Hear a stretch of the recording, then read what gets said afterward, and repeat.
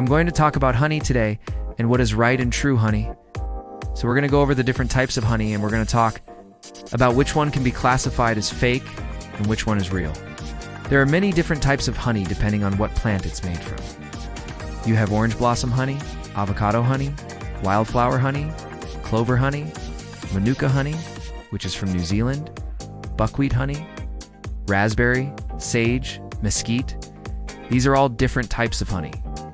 And then they can also be classified as raw or unfiltered, or raw and unfiltered. And then you have pasteurized and filtered.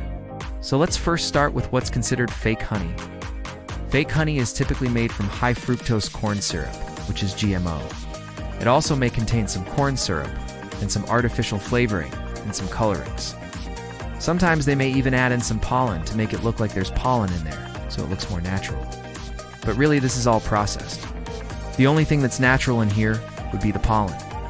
Everything else is either processed or manufactured. And the high fructose corn syrup is highly inflammatory and not good for your body at all.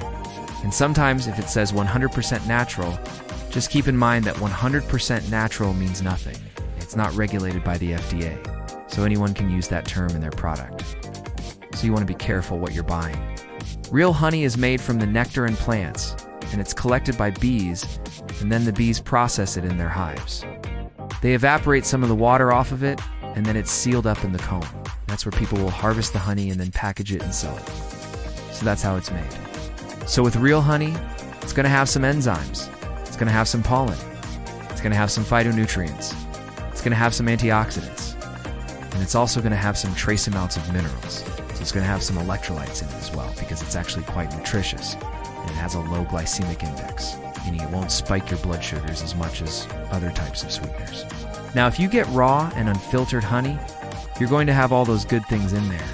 Plus, you're going to have more of the nutrients because it hasn't been pasteurized.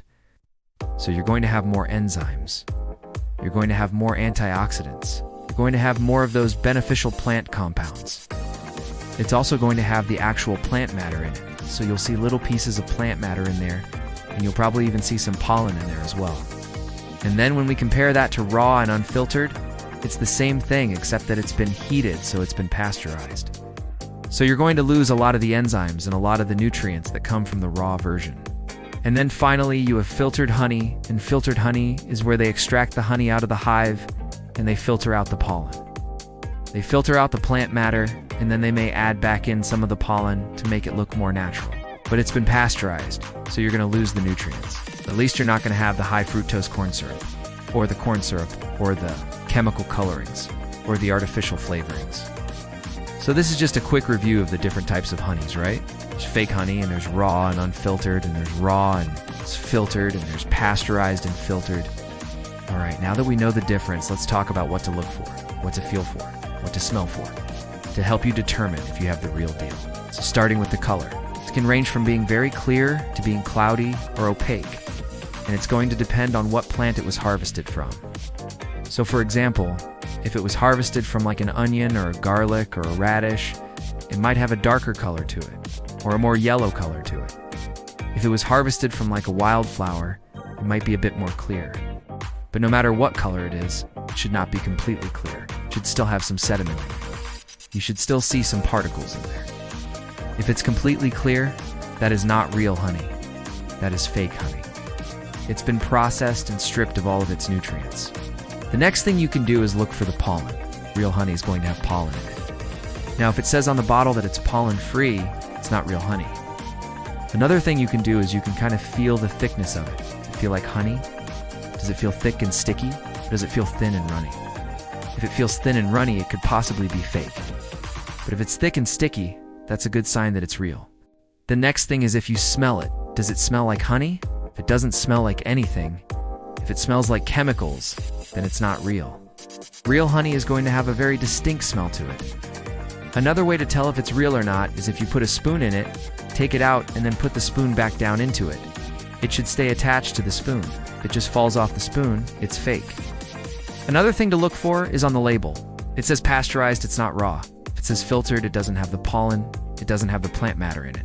If it says raw and unfiltered, that's the best type to get because you're going to get all the nutrients. you're going to get all the enzymes, all the phytonutrients, the antioxidants, the possible antibacterial properties. All of that is going to be intact. And then if it just says raw, chances are it's been filtered but not heated. So you're going to get some of the nutrients. You're not going to get others because they've filtered out the pollen and the plant matter. But at least it hasn't been pasteurized, so you'll still have some nutrients in there. Then, if you have a really good quality honey, you should be able to store it indefinitely. Now that's not to say that you're going to want to store it indefinitely, because it may eventually develop some off flavors. But it should last a long time. And I've heard many people say that their grandparents used to always have honey in the cupboard, and they used to use it for many years, and it was fine. In fact, there was a study done in China where they looked at honey that was 3,000 years old, and it was still good. Now, of course, if you had it sitting around your house for 3,000 years, your family members would probably kill you because you didn't eat it, but it was still good. So the point is, honey can last a very long time. And if it doesn't last a long time, if it develops some funky flavors, or it becomes rancid, or it grows mold, it's not stored properly. So it needs to be kept in a cool, dark place, because heat and light can break down the nutrients in honey, and so can moisture and humidity. So you don't want to store it in a damp environment. And if it has any of these things in it, like sugar added, corn syrup, high fructose corn syrup, then it's not real honey, it's fake honey.